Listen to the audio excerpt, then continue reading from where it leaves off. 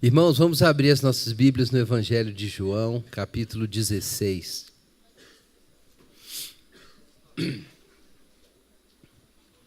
Evangelho de João, capítulo 16, vamos ler os versos 1 a 33, todo o capítulo.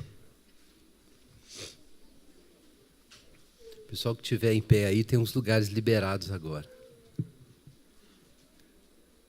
A não ser que sejam dos pais que estão levando as crianças.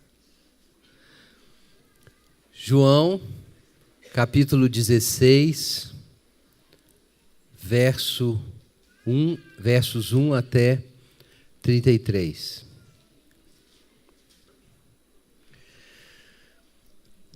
Eu vos tenho falado essas coisas para que não tenhais motivo de tropeço. Eles vos expulsarão das sinagogas, e chegará a hora em que aquele que vos matar julgará estar prestando um serviço a Deus. E farão isso por não conhecer o Pai, nem a mim. Mas eu vos tenho dito essas coisas, a fim de que, quando chegar a hora, vos lembreis de que vos preveni.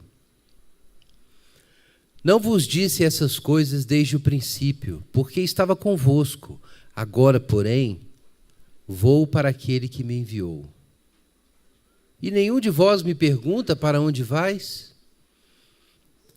O vosso coração encheu-se de tristeza, porque eu vos disse essas coisas.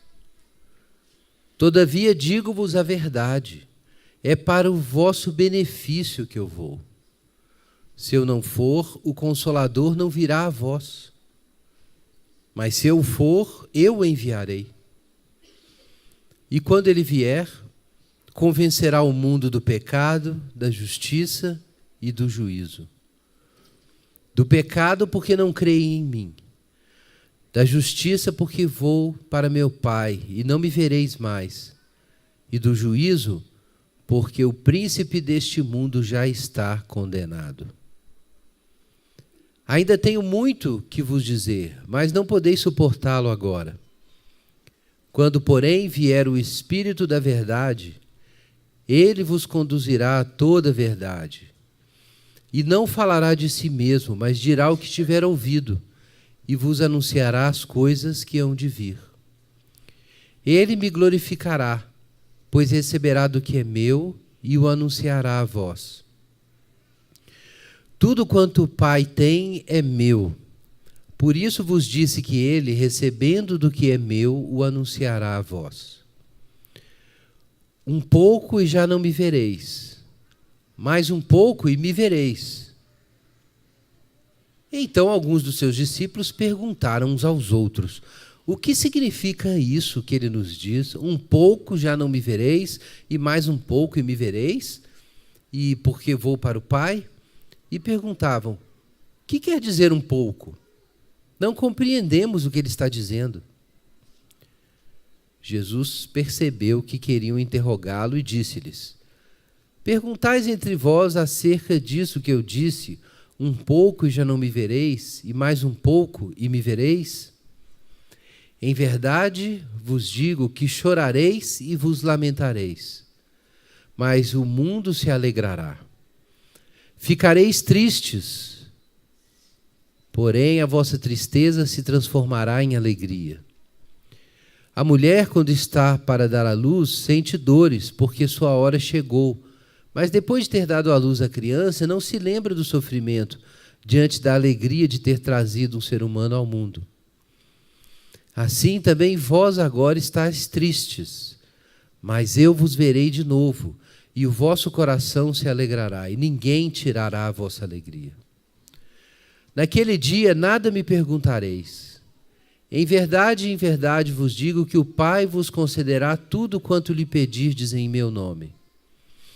Até agora nada pedistes em meu nome. Pedi e recebereis, para que a vossa alegria seja plena. Eu vos disse essas coisas por figuras, mas está chegando a hora em que não vos falarei mais por figuras, mas vos falarei abertamente acerca do Pai. Naquele dia pedireis em meu nome. E não vos digo que rogarei ao Pai em vosso favor, pois o próprio Pai vos ama, visto que me amastes e crestes que vim de Deus. Vim do Pai para o mundo, e outra vez deixo o mundo e vou para o Pai.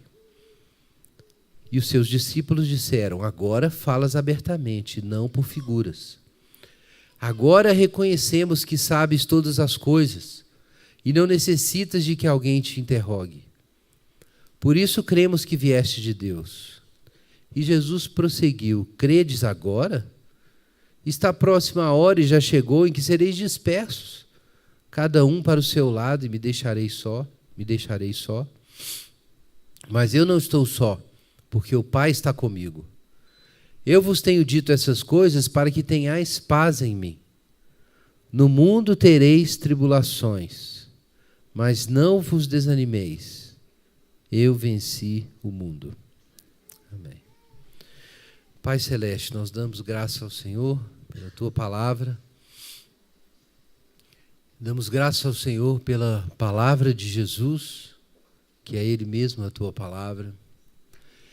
Pedimos que, pelo Teu Espírito Santo, os olhos do nosso coração sejam abertos para ver as coisas como o Senhor vê, escolher como o Senhor escolhe.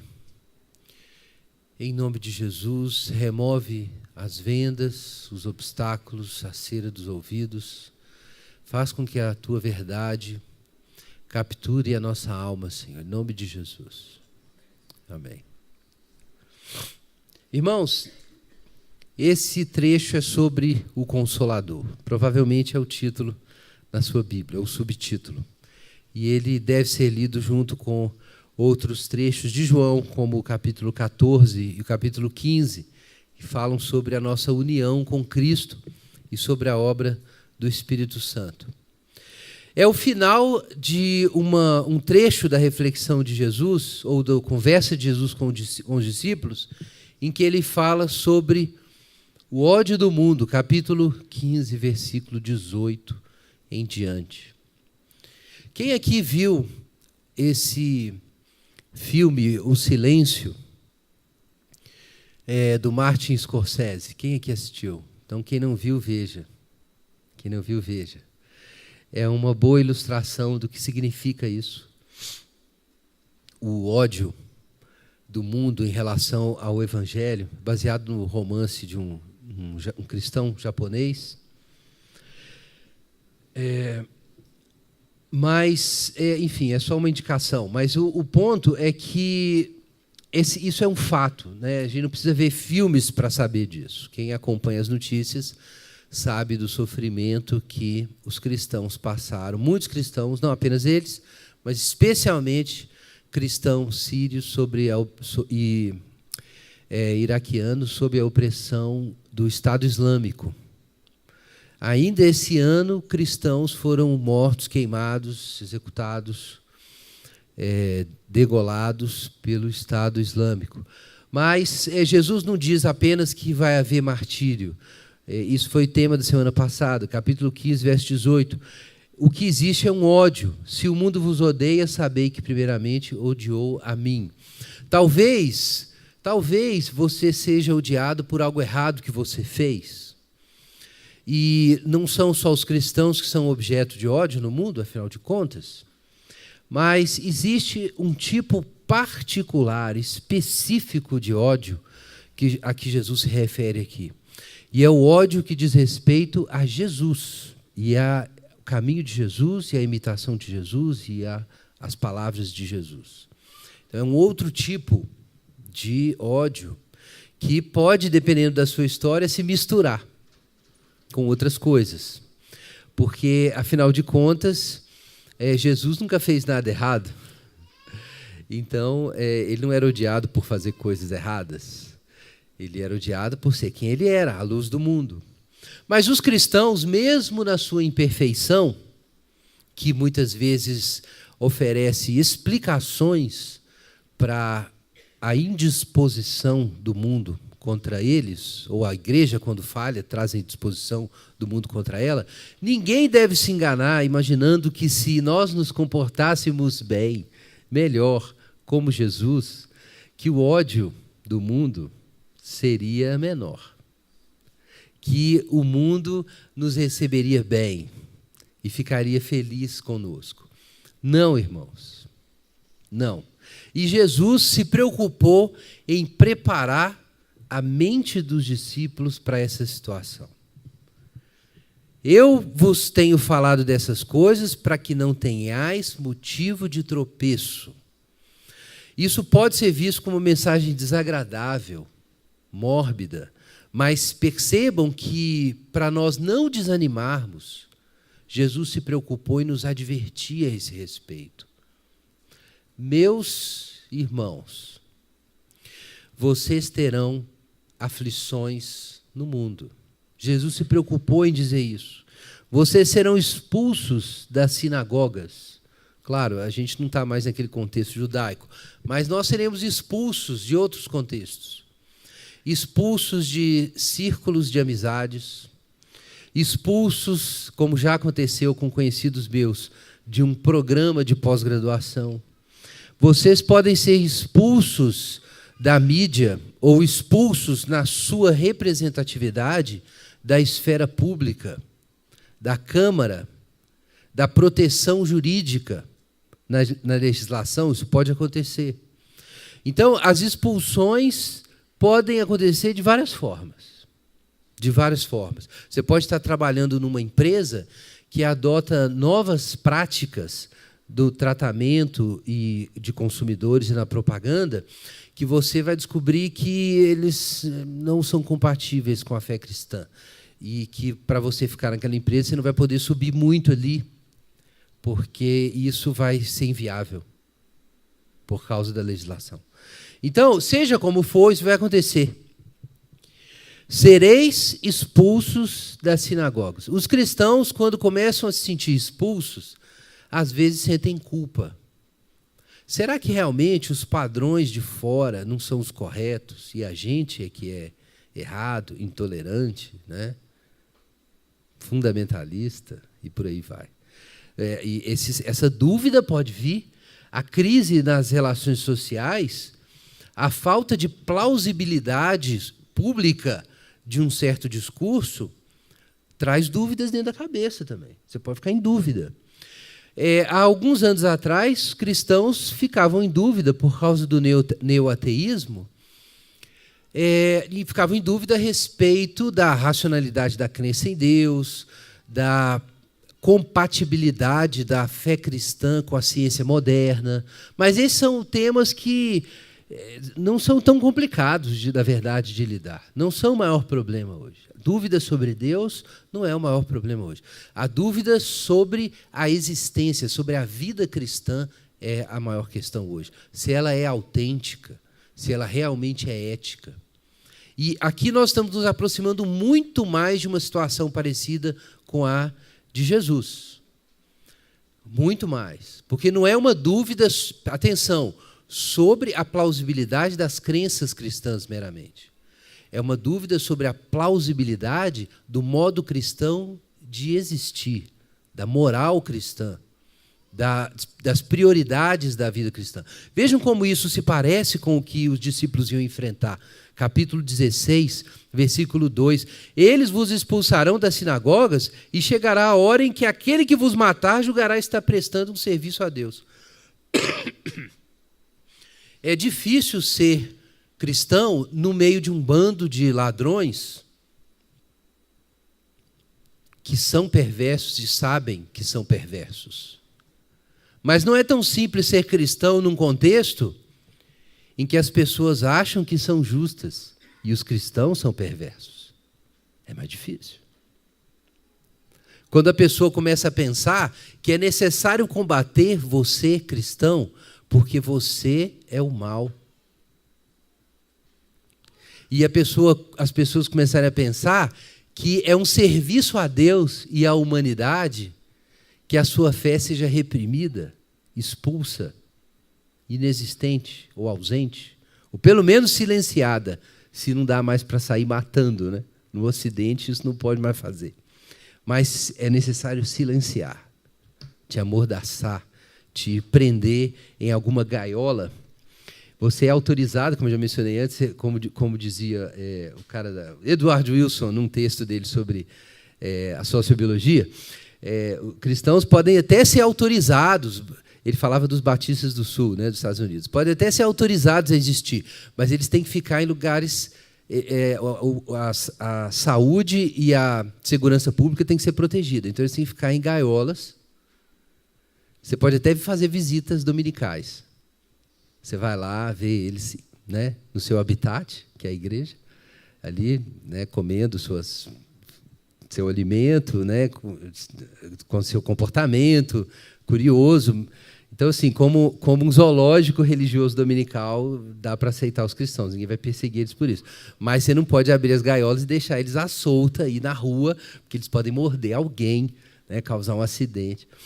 E isso é uma ironia do Wilson, mas reflete muito bem a cabeça de muita gente no mundo secular.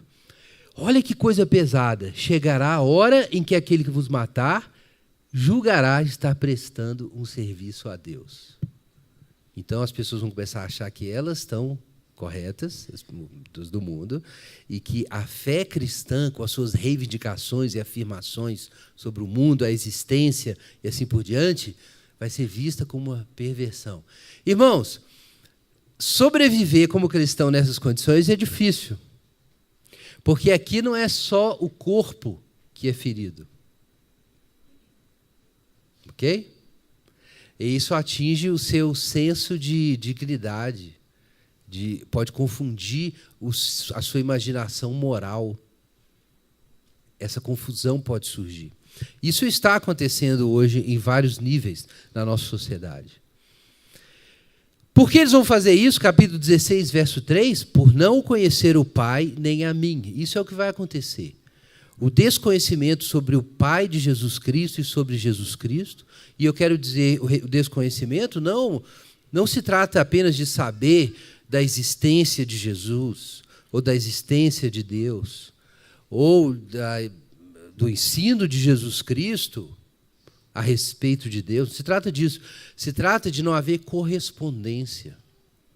As pessoas vão olhar para Jesus e os seus ensinos, e o Pai que enviou a Jesus e os seus ensinos, e isso não vai ter ressonância. Eles não vão entender isso mais. Quem é Jesus? Não faz sentido mais para nós. Por não conhecer a Deus, por não conhecer a Jesus Cristo, isso vai acontecer. Percebam que não conhecendo a Jesus Cristo, pessoas, e não conhecendo o Pai, pessoas podem ficar completamente confusas sobre o bem e o mal. E como se não bastasse, versículo 5, cadê Jesus? Porque os fariseus podiam atacar, dizer coisas terríveis e outros judeus, mas Jesus estava ali com eles. Com Jesus presente não havia dúvida, Jesus é a luz do mundo, quando a luz brilha fica tudo claro. O certo é certo e o errado é errado. Fica muito claro quem está do lado de Deus e quem está sob o poder do príncipe desse mundo. Tudo é claro na presença de Jesus, mas Jesus tem nos dito essas coisas, verso 4, a fim de que quando chegar a hora vos lembreis que vos preveni. Eu não disse essas coisas antes porque eu estava convosco. Faz todo sentido. Com Jesus aqui, não precisa explicar muito. A presença de Jesus interpreta tudo. A presença de Jesus tira as dúvidas. Então, estava muito claro que os fariseus estavam sob o poder do príncipe desse mundo e as autoridades judaicas e Roma. Está tudo muito claro. À luz de Jesus Cristo, eu sei exatamente quem eu sou e aonde estou, e por isso o Pedro disse, Senhor, para onde nós vamos? Só tu tens as palavras de vida eterna. Não há dúvida, mas Jesus está prevenindo o pessoal. Olha, gente, as coisas vão se complicar. Porque eu vou para o Pai. Imagina isso, irmãos. Já era difícil viver sob essa pressão, e aí Jesus junta os 12 e fala assim, pessoal, estou indo. Estou indo. Como assim, Jesus? Foi essa pergunta dos discípulos, capítulo 4. Para onde vais? E a gente fica pensando assim, que Jesus, que eles estavam perguntando, quando eles diziam para onde vais, que eles queriam saber, entender para onde Jesus estava indo, com o entendimento de que eles participariam depois do mesmo destino de Jesus. Mas não é isso. O para onde vais dele eram assim, É como uma pessoa que está num jantar com o seu namorado ou com a sua namorada e, de repente, pega a bolsa, se levanta da mesa e sai, e a outra pessoa pergunta: para onde você está indo? Olha, é óbvio que a pessoa está indo embora, né? Mas é aquele momento de frustração. O que está acontecendo? O que é isso que você está fazendo? Aí sim era a pergunta dos discípulos. Como assim, Jesus? Você está indo para onde, Jesus? Tem lugar para você ficar aqui com a gente. Para onde você está indo? Essa era a pergunta deles anteriormente. É por isso que, apesar deles terem falado lá no capítulo 14, perguntaram para onde Jesus estava indo, aqui no capítulo 16, Jesus fala assim: olha, eu digo que estou indo para aquele que me enviou e nenhum de vocês pergunta: para onde vais? Eles tinham perguntado, mas é porque a pergunta deles era outro tipo de pergunta. Era uma expressão de frustração. Eles estavam tão frustrados com Jesus dizer que estava saindo, que eles nem queriam saber para onde ele estava indo. E por isso Jesus fala isso aqui: olha, vocês estão aí chateados e não querem saber o que eu estou fazendo. Vocês só estão sentindo a dor da minha ausência e não estão pensando no que eu estou realizando, para onde eu estou indo e a obra que eu vou completar, que eu comecei, e vocês eu vou completar. De fato, os discípulos não conseguiam pensar nisso. Eles só conseguiam enxergar diante deles a dor da ausência de Jesus. E eles estavam desesperados com isso, negando esse negócio. Tanto é que depois, quando Jesus realmente morre, os discípulos ficam completamente desanimados. E essa é a questão, é o desânimo de ter que enfrentar esse ódio do mundo sem Jesus. Sem Jesus, como é que faz isso?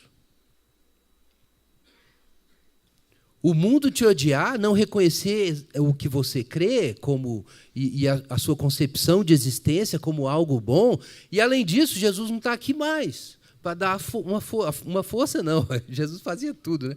Jesus curava, ressuscitava mortos, fazia a tempestade parar, dobrava qualquer fariseu, saduceu, sábio que viesse com uma pergunta difícil. Jesus dobrava os caras, Jesus punha todo mundo no bolso. Então, Jesus resolvia. E aí Jesus vai embora. Então, lascou. Como é que faz?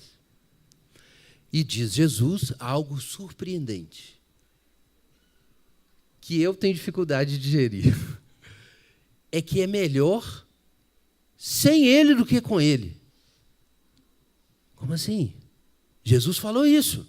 Olha aí na sua Bíblia. Versículo 6. O vosso coração encheu-se de tristeza, porque eu disse essas coisas. Todavia, digo-vos a verdade, é para o vosso benefício que eu vou. Pensa nisso, você ora e fala assim: Jesus, aparece aqui no quarto, eu estou aqui precisando ter uma visão do Senhor. Aparece aqui ressuscitado com os anjos, que eu vou ser crente direitinho. E aí Jesus não aparece, não acontece nada, e você fala assim: poxa, quando você não fala outra coisa, por que você sente tanta frustração? Porque você tem certeza que se Jesus estivesse aqui do seu lado, entendeu? Que na hora da tentação, na hora do desprezo, na hora de ter que enfrentar uma autoridade secular que não compartilha dos seus valores de cristão de jeito nenhum, e você sabe que aquilo vai ser complicado, aí você daria tudo assim para olhar do lado e Jesus aparecer ali, ó, falando algo com você: seja forte, manda ver. Você ia ser crente, cara. Você ia ser. Mas nada de Jesus. Nada de Jesus. Já é difícil para a gente, que ouve falar de Jesus, lê no Evangelho de Jesus, e ele tem que esperar ele voltar. Imagina para os discípulos que ficaram com ele está falando que ia embora agora. Imagina isso. Difícil esse negócio. Aí Jesus vira e fala assim: não, tá ótimo, tá bom assim. Como assim, Jesus? Não está bom. E Jesus está dizendo: é para o vosso benefício. Então você pediu para ver Jesus ressuscitado, aparecendo no seu quarto. Ele não apareceu para o seu benefício. Acredite ou não. É o que Jesus está dizendo. É bom que ele não esteja aqui. É bom que Jesus não apareça visivelmente. É bom que você viva nesse estado estranho de ambiguidade, em que você olha para o mundo e tem sinais de luz e sinais de trevas, e você não sabe exatamente como julgar isso, e vem aí dessa confusão, em que quando você olha para Jesus, Jesus diz: ser como eu sou é bom. Aí você olha para o mundo e o mundo diz para você: você é o mal, nós precisamos expulsá-lo da sinagoga. E é muita ambiguidade. E Jesus diz que é bom viver nisso, que é melhor assim. Como assim? Obviamente não é bom simplesmente estar nesse estado. É bom, Jesus diz, por quê? No verso 7, é bom porque se eu não for, atenção, se eu não for, veja na sua Bíblia, o Consolador não virá a vós. Mas se eu for, eu o enviarei. Irmãos, percebam a grandeza desse dom. Parece tão etéreo esse negócio do Espírito Santo. Parece tão etéreo.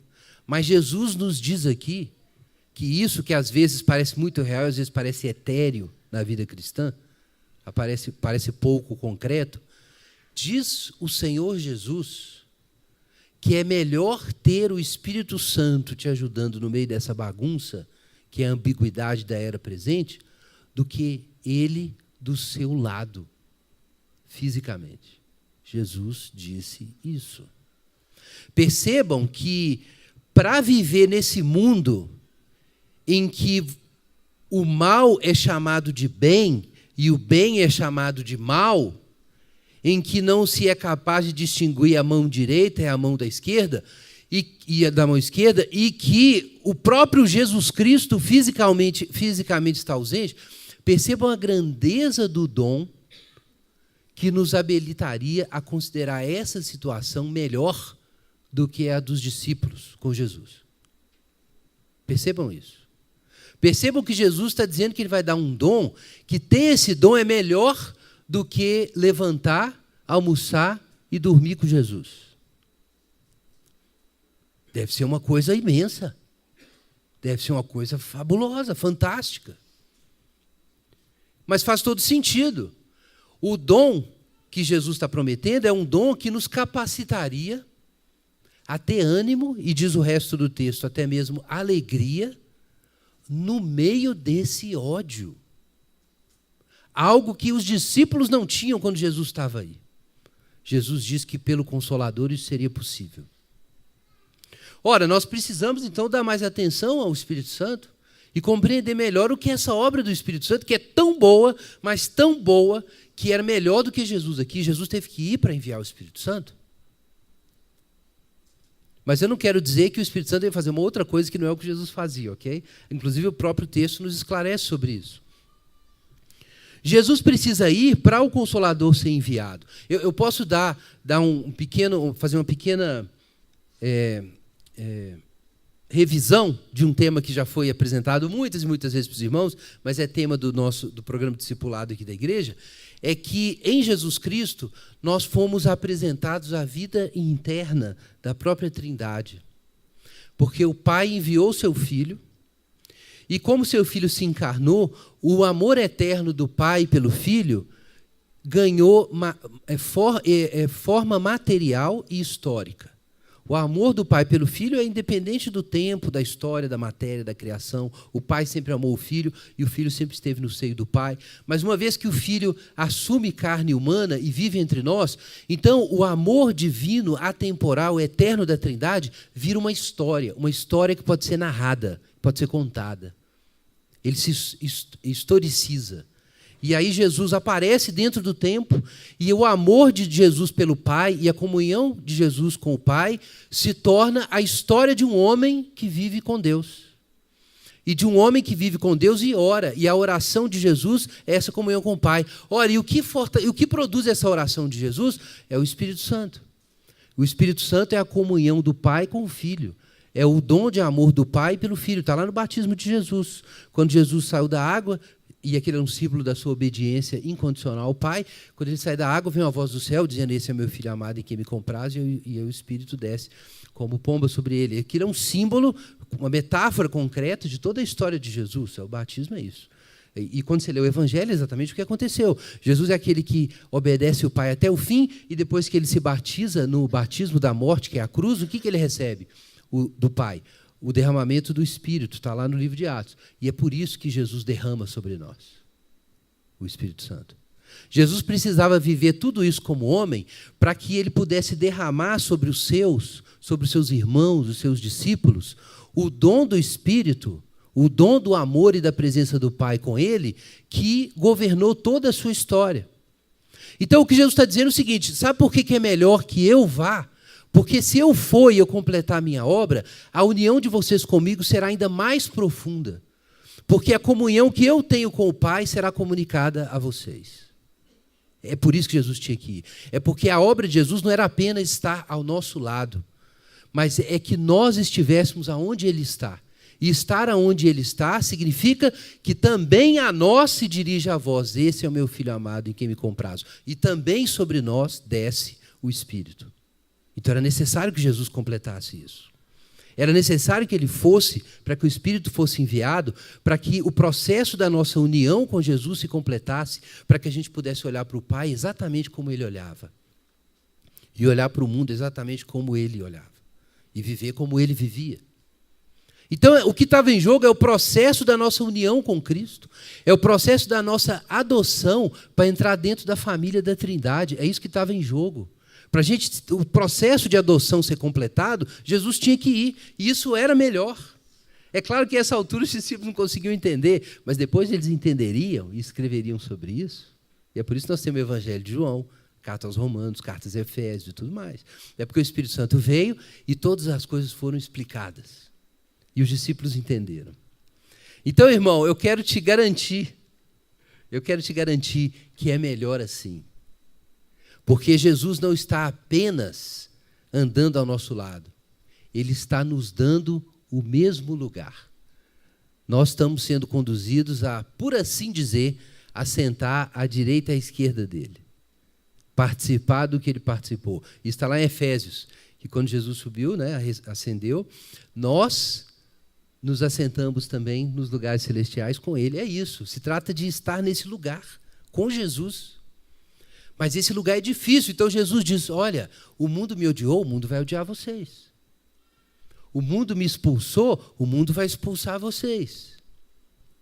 Eu participei pela cruz, olha, o servo não é maior do que o seu Senhor, vocês vão ter que ir para a cruz também.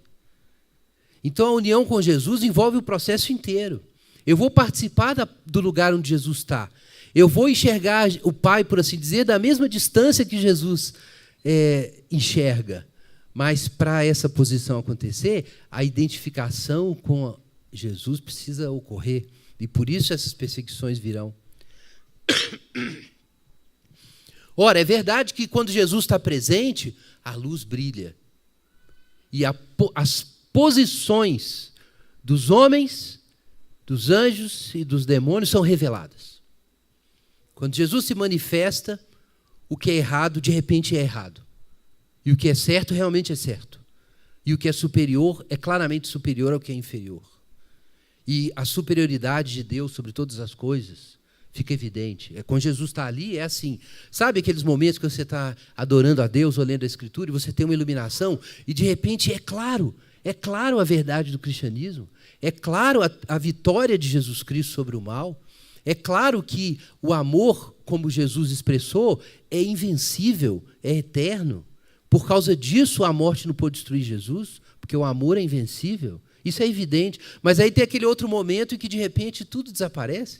É como se você não tivesse mais sob aquela luz do Espírito Santo, e, de repente, dá aquela dúvida: mas é isso mesmo? De repente, não está tão claro assim que ser cristão é melhor? Isso é uma experiência que todo cristão tem. Mas imagina que com Jesus do lado ali estava sempre claro.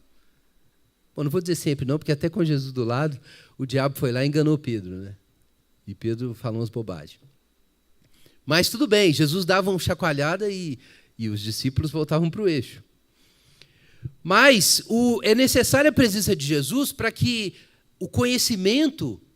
a presença do Espírito Santo, para que o conhecimento da realidade, de onde nós estamos e de quem é Deus, seja retomado. É por isso que Jesus diz que se o Consolador não vier, a convicção não se completa. Olha na sua Bíblia os versículos 8 em diante. Quando o Consolador vier, ele vai convencer, ele vai julgar e dar esse veredito. Convencer o mundo do pecado, da justiça e do juízo.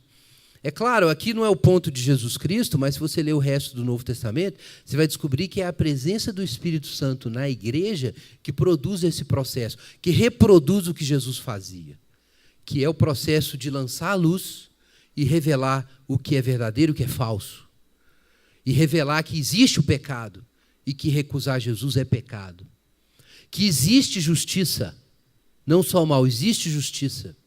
E a morte, ressurreição e ascensão de Jesus são a prova de que a justiça divina está presente no mundo. E isso significa, então, que o príncipe desse mundo não vai ficar impune. Ele está condenado. Então, é necessário que o Espírito Santo venha e, a partir da igreja, a mesma luz que se manifestava com a presença física de Jesus seja manifesta e as pessoas sejam convencidas do pecado, da justiça e do juízo. Convencidas de que elas estão realmente afastadas do bem que é revelado em Jesus, mas que ainda assim a justiça não foi derrotada, ela existe. E o mal começou a ser destruído. E o príncipe desse mundo foi expulso. É necessária a obra do Espírito Santo para isso acontecer. Na nossa vida é necessário. Se você ler a carta aos Efésios, você vai perceber ali Paulo fazendo longas orações para que os santos tenham os olhos do seu coração ou do seu entendimento iluminados para compreender quem eles são em relação a Jesus e como eles estão em relação ao mundo. Você vai encontrar essas orações no Novo Testamento em vários lugares. Mas desde o Antigo Testamento isso é ensinado, que o Espírito Santo ilumina. O Espírito Santo nos coloca na verdade. É por isso que ele é chamado de o Espírito da Verdade. Ele é o Espírito da Verdade porque ele faz você enxergar quem é Jesus e você vê exatamente quem você é e onde você está. E aí não tem para onde fugir. E aí você não se ilude mais com as mentiras de Satanás no mundo. É o Espírito da Verdade. Tem gente que acha que é o Espírito da Verdade porque ele te ajuda a entender a doutrina. Não, não é só isso. Não é simplesmente a compreensão teológica correta das doutrinas cristãs. Não é isso, não. É te mostrar aonde você está em relação a Jesus Cristo. É isso que é o Espírito da Verdade. Porque Jesus é a verdade. E o Espírito da Verdade vai te colocar diante de Jesus e você vai ver quem Jesus é e você vai olhar para você e você vai saber onde você está. E você pode descobrir que você é um Judas ou um Pedro ou por aí vai. Você vai se descobrir ali. O conhecimento da verdade é existencial, ok? São informações, não. É por isso que ele muda a sua vida. Porque você não consegue mais sentir o mesmo gosto que você tinha antes com as coisas, o cheiro das coisas muda, o barulho que antes te irritava agora é prazeroso e os sons que antes te davam prazer agora te irritam. Muda, sua percepção de realidade muda. E isso é a obra do Espírito Santo. Isso é o que o Espírito Santo faz. Quando ele atua, isso acontece. Quando isso não está acontecendo, é porque nós estamos entristecendo o Espírito Santo e alienados dele de algum modo. Mas se a gente é de Deus, Deus vai nos disciplinar e trazer de volta, não tem problema, está lá em Hebreus. Mas é assim que o Espírito Santo opera. Então ele vai nos iluminar sobre a realidade. Mas veja o problema aí do verso 12. Os discípulos nem estavam prontos para ouvir mais do que isso.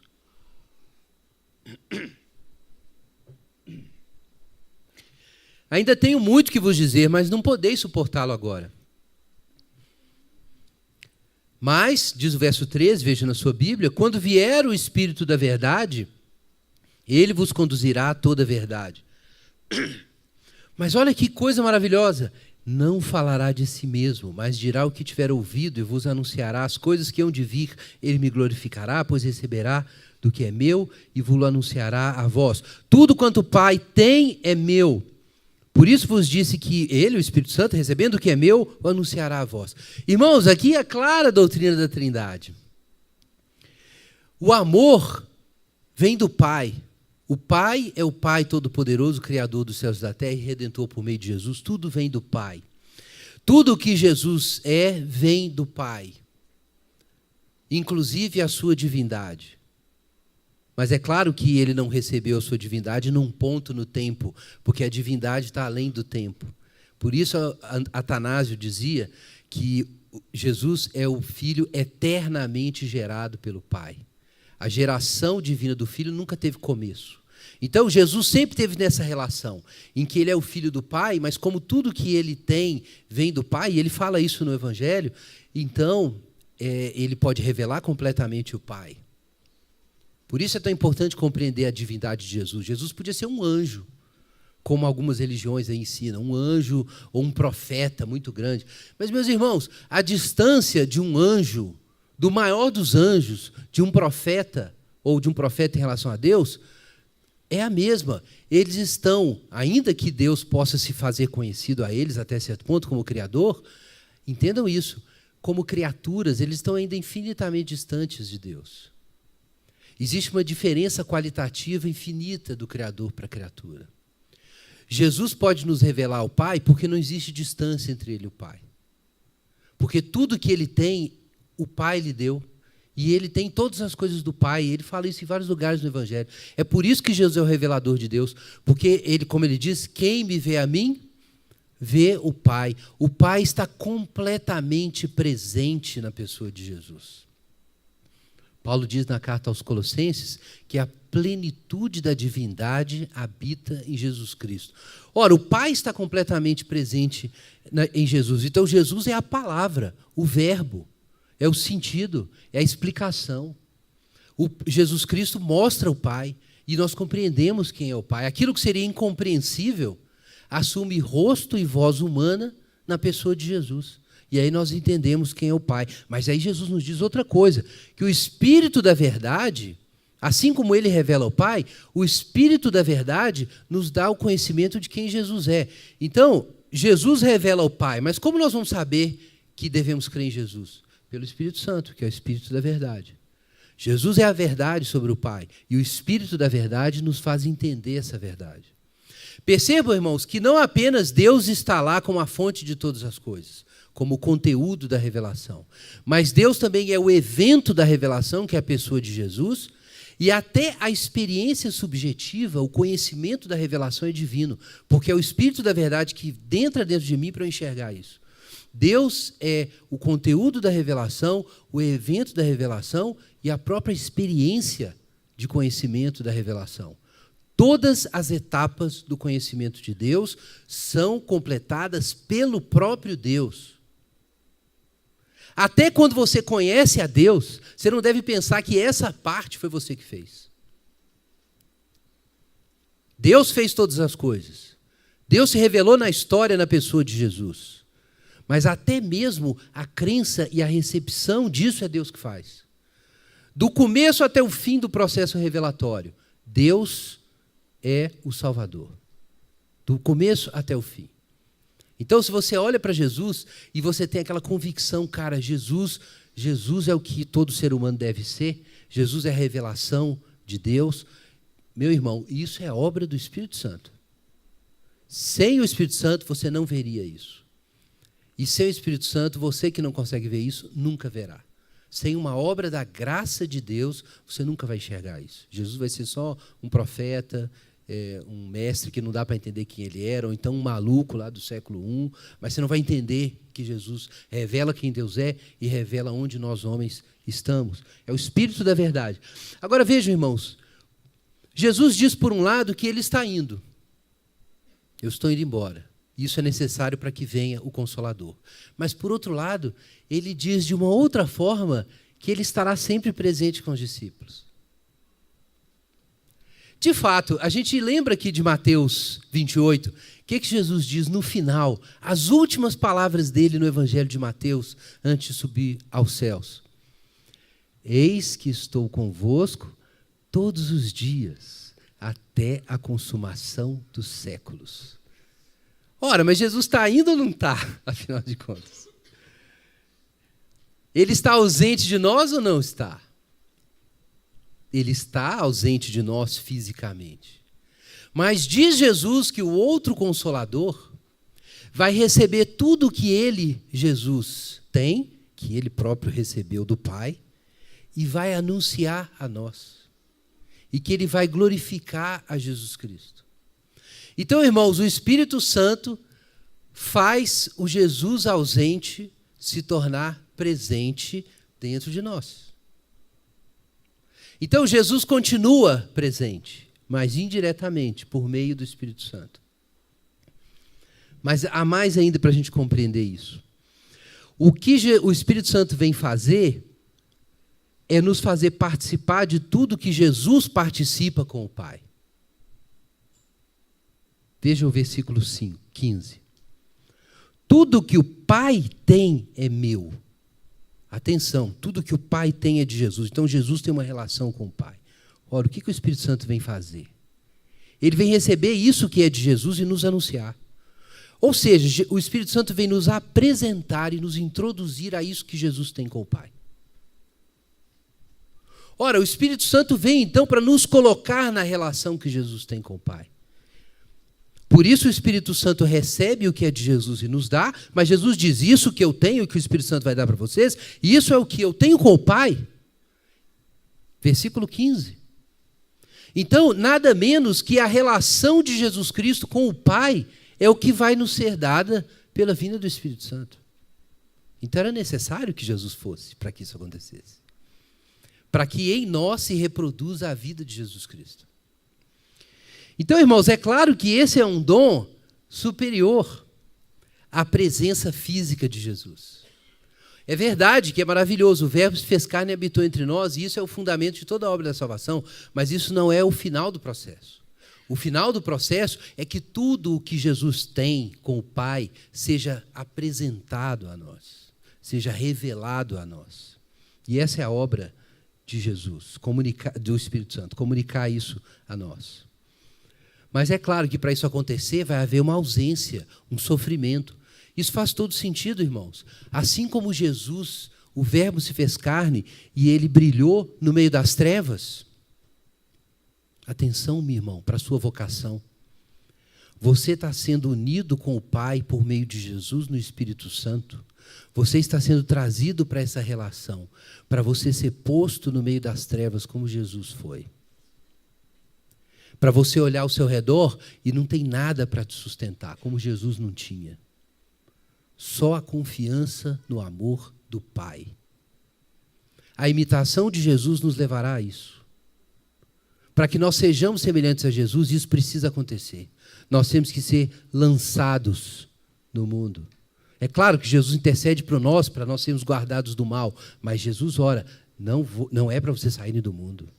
E ele fala com o Pai, eu não estou orando para eles saírem do mundo, é só que eles sejam livrados do mal, é isso. É que nesse processo de brilhar nas trevas, nós não nos tornemos trevas, mas é assim que nós temos que viver.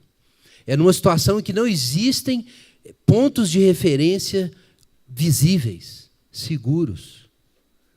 Não existe um bem ao seu redor para te recompensar. Porque às vezes a gente é crente assim, porque eu sou crente, porque tem sinais de graça para me sustentar e eu estou bem, porque alguém reconheceu o que eu fiz, porque está valendo a pena viver, porque as coisas são boas, porque as coisas estão dando certo, e a gente pensa nisso. Mas Jesus é aquele que era bom quando todos ao seu redor eram maus. E ele era bom assim, porque não é porque dava lucro, porque estava dando certo. Não é porque ele estava Jesus sendo cristão, né? Mas vamos lá. Não é porque Jesus estava sendo cristão, ok? E as coisas estavam dando certo, a bênção estava vindo, aí Jesus, oba, então eu vou andar com o Pai. Não. A questão é quando só existem trevas ao seu redor. E como eu já disse antes, quando só restam trevas, quando só existem trevas ao redor do cristão e o mal, e nada está bom, resta ao cristão ser bom.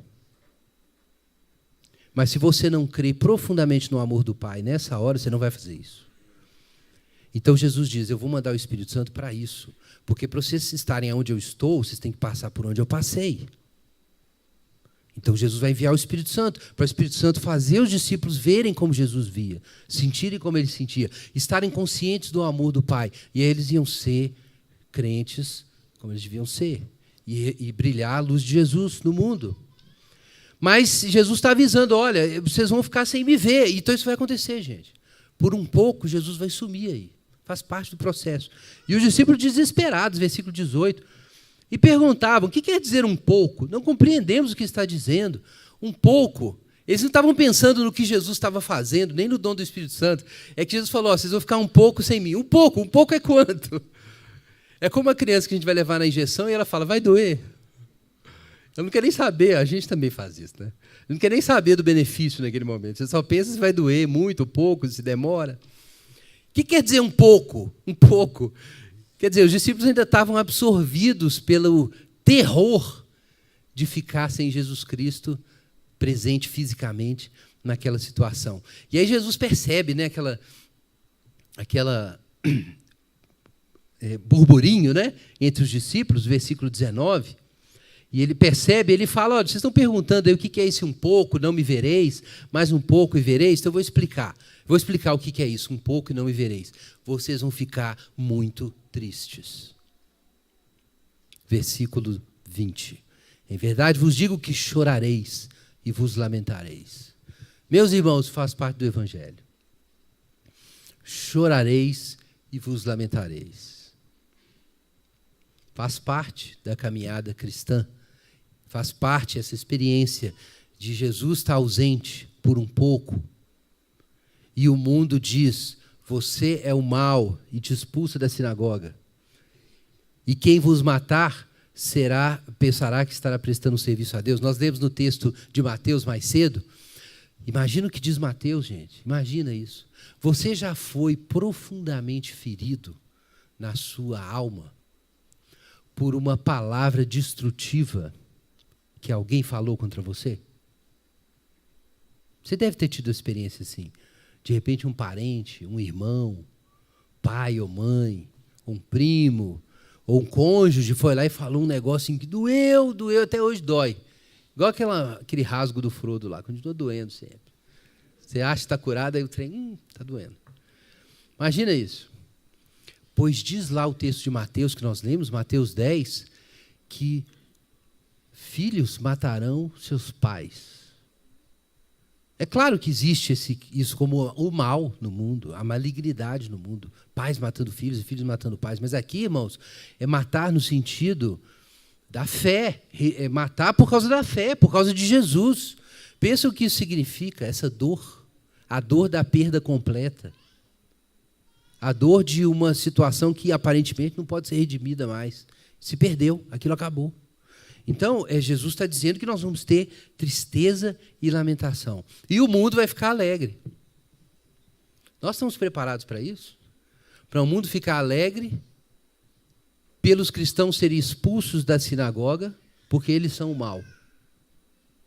Atenção, isso aconteceu várias vezes na história, e acontecerá de novo, em breve.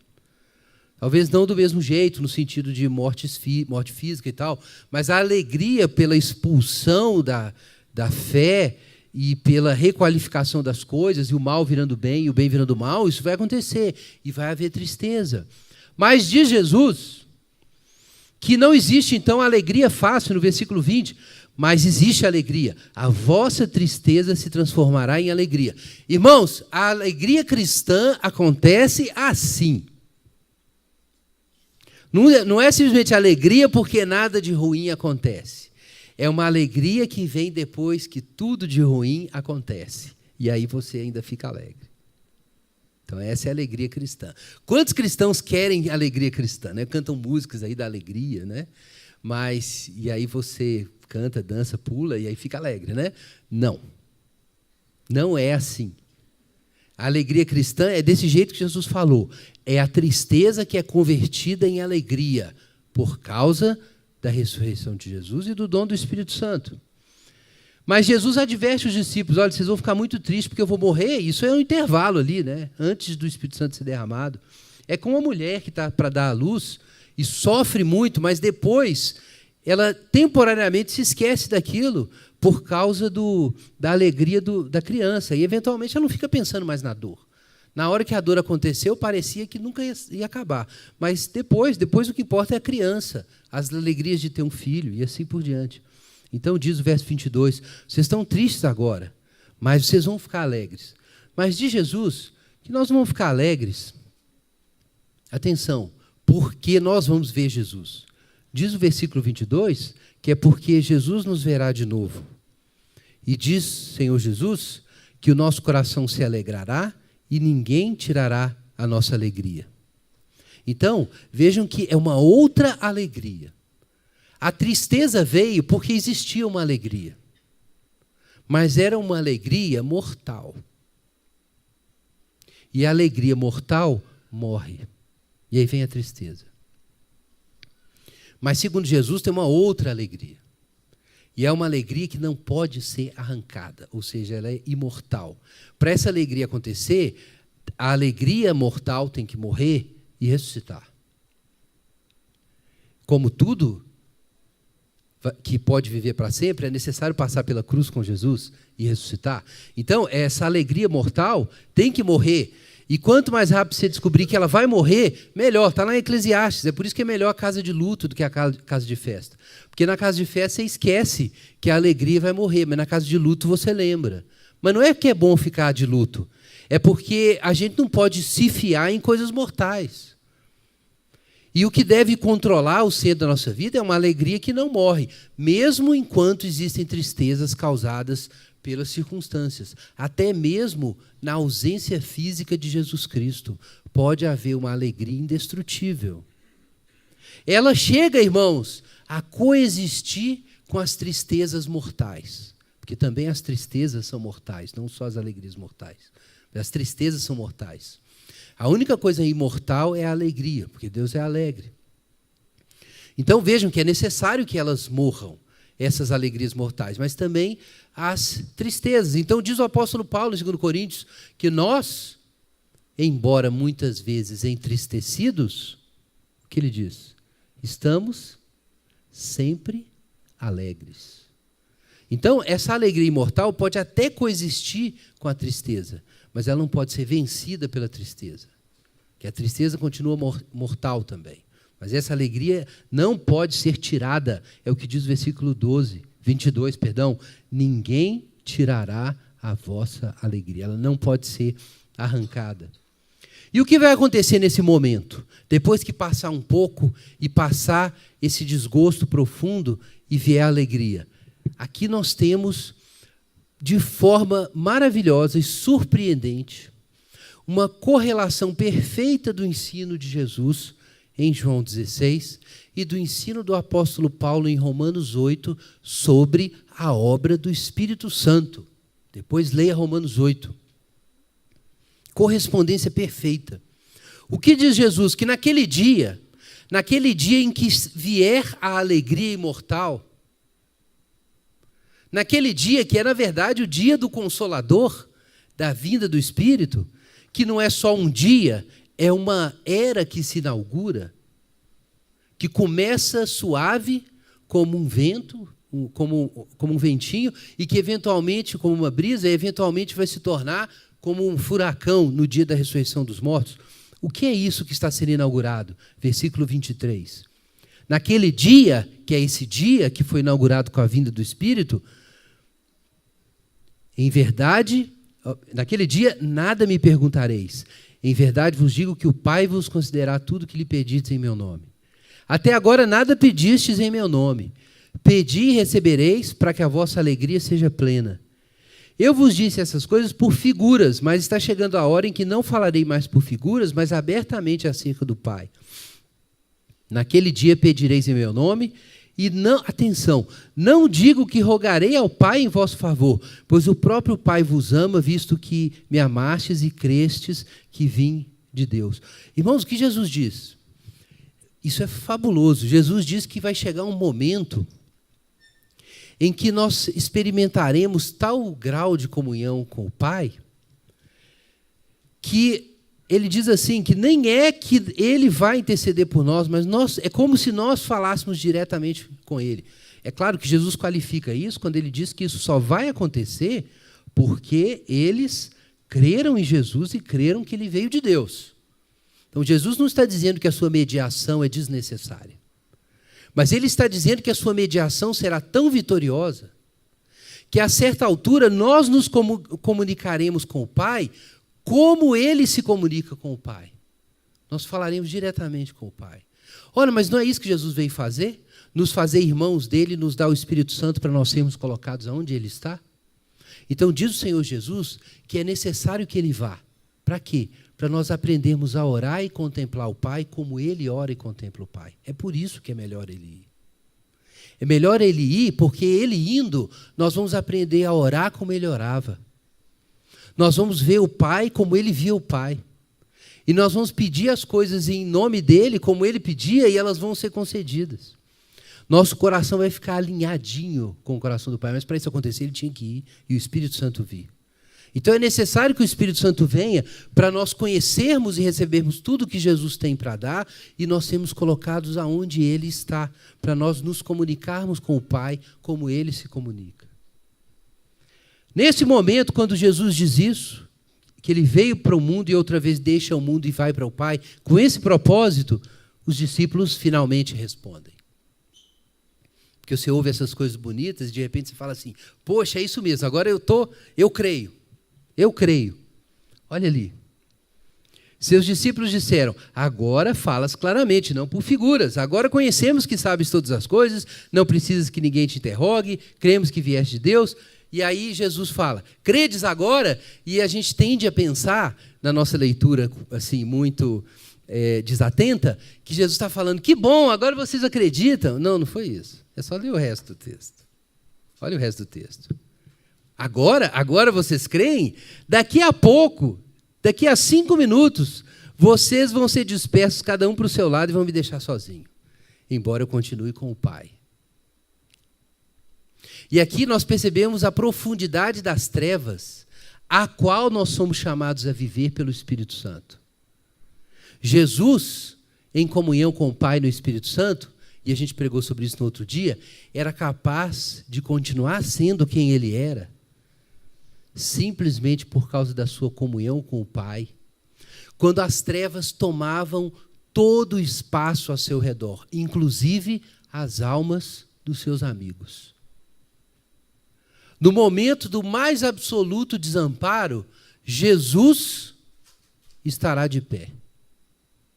No momento em que todos caírem, Jesus continuará sendo amor, porque o Pai é amor. É por isso que ele diz, tende bom ânimo, eu venci o mundo.